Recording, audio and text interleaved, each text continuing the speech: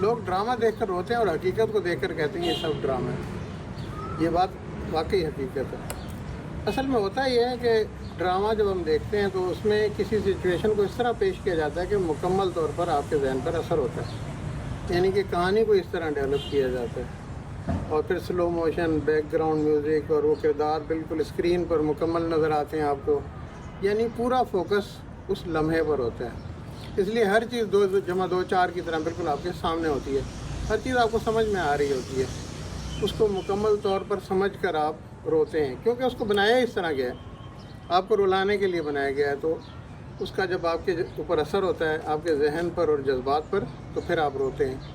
لیکن حقیقت اتنی سادہ اور صاف نہیں ہوتی۔ جب آپ کوئی واقعہ دیکھتے ہیں جو حقیقت میں ہو رہا ہے، تو ایک تو وہ پوری طرح ایک اسکرین پر ہر چیز نہیں آ رہی، اس کا بیک گراؤنڈ آپ کو نہیں پتہ، اور کوئی back ground music, slow motion یہ نہیں ہے، تو پہلے تو اس کو سمجھنا ہی آپ کے لیے کافی مشکل ہے، یعنی وہ کافی محنت سے سمجھ میں آئے گا، اور سمجھ میں آ بھی جاتا ہے تو اس کو آپ پوری طرح اس لیے نہیں سمجھتے اور اس لیے نہیں روتے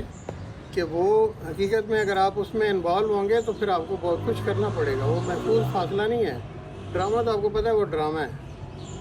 اس میں آپ کی طرف سے کوئی ریکوائرمنٹ نہیں ہے، لیکن حقیقت میں شاید پھر آپ کو انوالو ہونا پڑے،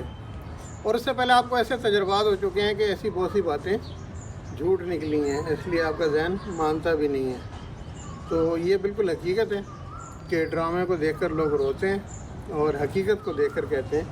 یہ سب ڈرامہ ہے۔